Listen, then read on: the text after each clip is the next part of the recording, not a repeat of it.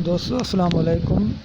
याजूज माजूज कौन है और ये कब पैदा हुए, ये जानने के लिए इस वीडियो को एंड तक देखिए। याजूज माजूज हज़रत नूह अलैहिस्सलाम के तीसरे बेटे याफिस की औलाद हैं, और ये पता लगाया जाए कि अब ये कहाँ हैं तो ये पता लगाना इतना आसान नहीं, क्योंकि इनको हज़रत ज़ुल्करनैन अलैहिस्सलाम ने एक लोहे की बनी हुई दीवार के पीछे कैद कर दिया था।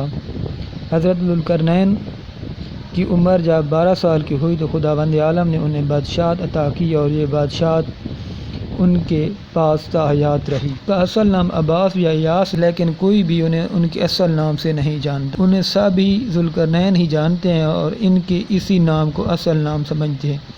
अब देखना यह है कि उन्हें ज़ुल्करनैन क्यों कहा। इताअत खुदा में उनके सर के दाहिने हिस्से पर ऐसी ज़रब लगी कि वो फौत हो गए। फिर खुदा ने उन्हें ज़िंदा किया। फिर सर के बाएं हिस्से पर ज़रब लगी और वो फौत हो गए। फिर खुदा ने उन्हें ज़िंदा किया। इसी वजह से उन्हें ज़ुल्करनैन कहते हैं। जब हज़रत ज़ुल्करनैन ने मगरिब और मशरिक़ का दोनों सिमतों का सफ़र किया, इसलिए भी उन्हें ज़ुल्करनैन कहा जाता है।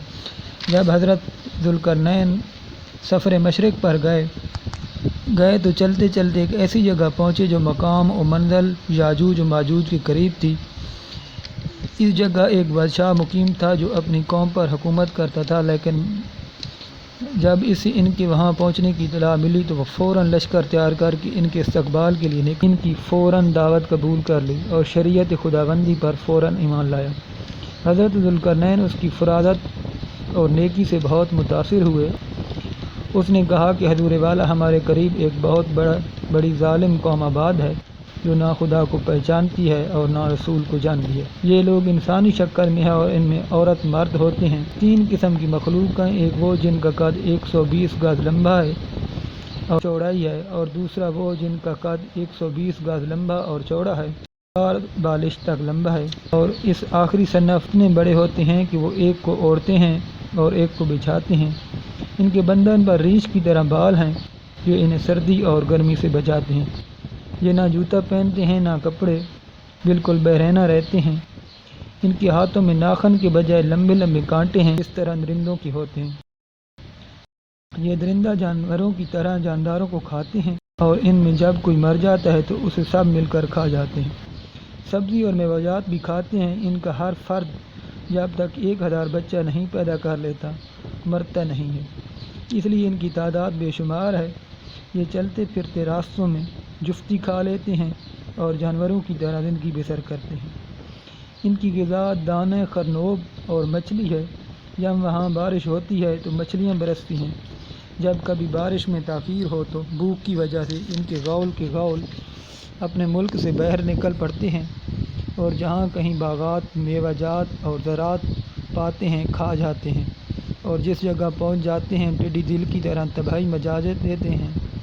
जब शहर में आते हैं तो इनके जिस्म से इतनी बू आती है कि कोई इंसान बर्दाश्त नहीं कर सकता।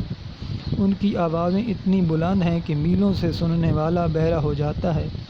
जब ये अपने इलाके से बाहर निकलते हैं तो उनकी शोर की वजह से लोग ये समझ लेते हैं कि ये बलाएँ आ रही हैं। चुनांचे सब इंसान घरों को और जानवर जंगलों को छोड़कर भाग जाते हैं, और ये सब कुछ तबाह बर्बाद करके वापस चले जाते हैं।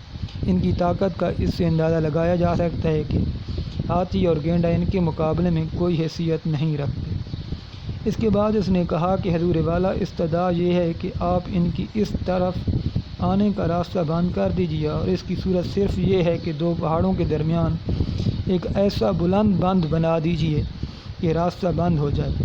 इस मंसूबे में जो कुछ खर्च होगा हम चंदा करके लगाएंगे। हज़रत ज़ुल्करनैन ने सारी दास्तान गम सुनने के बाद फरमाया कि मेरे परवरदिगार ने मुझे खर्च की जो कुछ कुदरत मुझे दे रखी है वो तुम्हारे चंदे से कहीं बेहतर है। माल की ज़रूरत नहीं, तुम मुझे फ़कत क़ुव्वत से मदद दो तो मैं तुम्हारे और इनके दरमियान एक रोक बना दूँ। अच्छा तो तुम मुझे लोहे की सीलें ला दो। उन्होंने कहा कि इसमें जिस कदर लोहा लगेगा हम इतना लोहा कहाँ से फराहम कर सकते हैं और फिर उसे किस तरह काट सकते हैं। हज़रत ज़ुल्करनैन अलैहिस्सलाम ने कहा कि मैं तुम्हें लोहे और तांबे की बताता हूँ, वहाँ से लोहा और तांबा काट कर लो। इन लोगों ने कहा कि कान तो मिल जाएगी لیکن اسے کاٹیں گے کیسے؟ لوہے کے بڑے بڑے تختے تیار کرائے گئے اور انہی سے ایک بہت بڑی دیوار بنائی گئی۔ اس کے بعد اس دیوار کو آگ لگا دی گئی، یہاں تک کہ وہ سرخ ہو گئی۔ تانبے کو پگھلا کر ڈال دیا گیا۔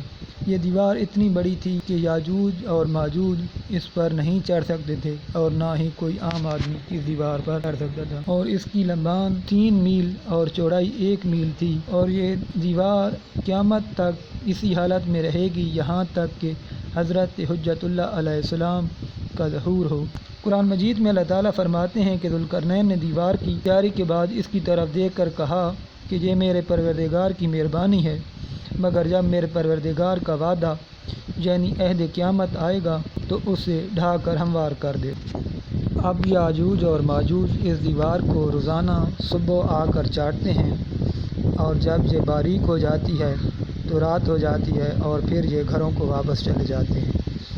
اور قیامت کے دن روایات میں ہے، ایک دن یہ بولیں گے کہ انشاءاللہ کل اس دیوار کو ہم کھا جائیں گے، تو صبح وہ برآمد ہو جائیں گے اور بہر آ کر دنیا میں تہس نہس مچا دیں گے۔ ان کی زندگی دنیا میں تقریباً 7 دن تک ہوگی، اور یہ دنیا میں کوئی ایسی جگہ نہ چھوڑیں گے جہاں یہ نہ پہنچ سکے۔ پھر اللہ تعالیٰ ان پر ایک ایسی وبا مسلط کرے گا جن سے یہ ختم ہو جائیں گے، اور کہا جاتا ہے کہ ظہور امام مہدی سے قبل یہ زمین پر برآمد ہوں گے۔